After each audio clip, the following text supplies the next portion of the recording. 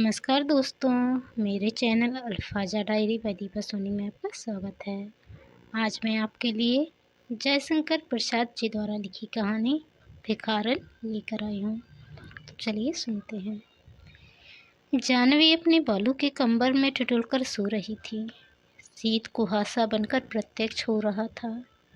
2-4 लाल धाराएं प्राची के क्षैतिज में बहना चाहती थीं। धार्मिक लोग स्नान करने के लिए आने लगे थे। निर्मल की माँ स्नान कर रही थी और वह पंडे के पास बैठा हुआ बड़े कौतूहल से धर्मभीरू लोगों की स्नान क्रिया देखकर मुस्कुरा रहा था। उसकी माँ स्नान करके ऊपर आई। अपनी चादर ओढ़ते हुए स्नेह से उसने निर्मल से पूछा, क्या तू स्नान न करेगा? निर्मल ने कहा, नहीं माँ, मैं तो धूप निकलने पर घर पर ही स्नान करूँगा। पंडा जी ने हंसते हुए कहा, माता, आपके लड़के पुण्य धर्म क्या जाने। यह सब तो जब तक आप लोग हैं तभी तक है। निर्मल का मुँह लाल हो गया, फिर भी वह चुप रहा। उसकी माँ संकल्प लेकर कुछ दान करने लगी। सहसा जैसे उजाला हो गया। एक धवल दांतों की श्रेणी अपना भोलापन बिखेर गई। कुछ हमको दे दो रानी माँ। निर्मल ने देखा, एक 14 बरस की भिखारिन भीख मांग रही है। पंडा जी झल्लाए। बीच ही में संकल्प अधूरा छोड़कर बोल उठे, चल हट। निर्मल ने कहा, माँ, कुछ इसे भी दे दो। माता ने उधर देखा भी नहीं, परंतु निर्मल ने उस जीर्ण मलिन वसन में एक दर्द हृदय की हंसी को रोते हुए देखा। उस बालिका की आंखों में एक अधूरी कहानी थी। रूखी लटों में सादी उलझन थी और वरोनियों के अग्रभाग में संकल्प के जलबिंदु लटक रहे थे। करुणा का दान जैसे होने ही वाला था।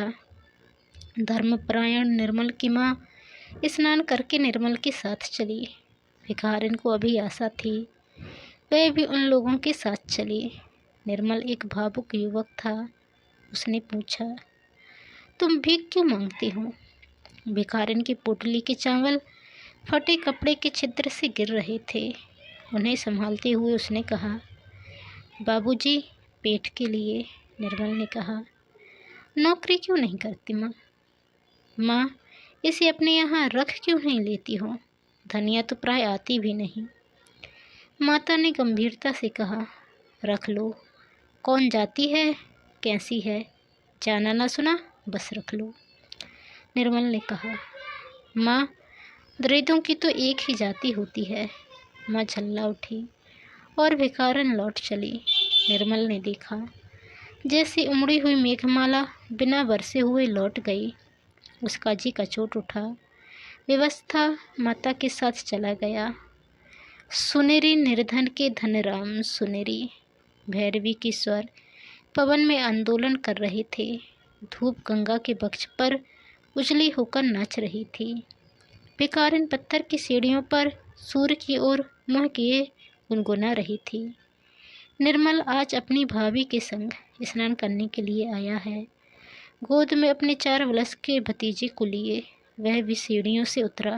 भाभी ने पूछा, निर्मल, क्या आज तुम भी पुण्य सज्जक करोगे? क्यों भाभी? जब तुम इस छोटे से बच्चे को इस सर्दी में नहला देना धर्म समझती हो तो मैं ही क्यों वंचित रह जाऊं? सहसा निर्मल चौंक उठा। उसने देखा, बगल में वही भिखारिन बैठी गुनगुना रही है। निर्मल को देखते ही उसने कहा, बाबूजी, तुम्हारा बच्चा फले फूले, बहू का सुहाग बना रहे। आज तो मुझे कुछ मिले। निर्मल अप्रतिभ हो गया। उसकी भाभी हंसती हुई बोली, दुर पगली। भिखारिन सहम गई। उसके दांतों का भोलापन गंभीरता के पर्दे में छिप गया। वह चुप हो गई। निर्मल ने स्नान किया। सब ऊपर चलने के लिए प्रस्तुत थे। सहसा बादल हट गए। उन्हीं अमल धवल दांतों की श्रेणी ने फिर याचना की, बाबूजी, कुछ मिलेगा? अरे, अभी बाबूजी का ब्याह नहीं हुआ। जब होगा तब तुझे न्योता देकर बुलावेंगे। तब तक संतोष करके बैठी रहे। भाभी ने हंसकर कहा, तुम लोग बड़ी निष्ठुर हो। भाभी, उस दिन माँ से कहा कि इसे नौकर रख लो तो वह इसकी जाति पूछने लगी और आज तुम भी हंसी ही कर रही हो। निर्मल की बात काटते हुए भिखारिन ने कहा, बाबूजी, तुम्हें देखकर मैं तो यही जानती हूँ कि ब्याह हो गया है। मुझे कुछ न देने के लिए बहाना कर रही हो। मर पगली, बड़ी ढीठ है, भाभी ने कहा। भाभी, उस पर क्रोध न करो। वह क्या जाने, उसकी दृष्टि में सब अमीर और सुखी लोग विवाहित हैं। जाने दो, घर चलें? अच्छा चलो, आज माँ से कहकर इसे तुम्हारे लिए टहलनी रखवा दूंगी, कहकर भाभी हंस पड़ी। युवक हृदय उत्तेजित हो उठा, बोला, यह क्या भाभी, मैं तो इससे ब्याह करने के लिए भी प्रस्तुत हो जाऊंगा। तुम व्यंग क्यों कर रही हो? भाभी अप्रतिभ हो गई, परंतु भिखारन अपने स्वाभाविक भोलेपन से बोली, 2 दिन मांगने पर भी तुम लोगों से एक पैसा तो देते नहीं बना, फिर क्यों गाली देती हो बाबू? ब्याह करके निभाना तो बड़ी दूर की बात है।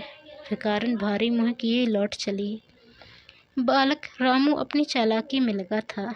माँ की जेब से छूटी दुअन्नी अपनी छोटी उंगलियों से उसने निकाल ली और भिखारन की ओर फेंक कर बोला, लेती जाओ ओ भिखारन। निर्मल और भाभी को रामू की इस दया पर कुछ प्रसन्नता हुई, पर भी प्रकट न कर सके, क्योंकि भिखारन ऊपर की सीढ़ियों पर चढ़ती हुई गुनगुनाती चली जा रही थी, सुन रे निर्धन के धन राम। तो दोस्तों, आपको ये कहानी कैसी लगी कमेंट कर ज़रूर बताएं। चैनल पर नए आए हैं तो चैनल को सब्सक्राइब कर बेल आइकन को क्लिक कर लें। मेरे चैनल पर आपको 600 से अधिक कहानियाँ सुनने को मिलेंगी। धन्यवाद। जय हिंद।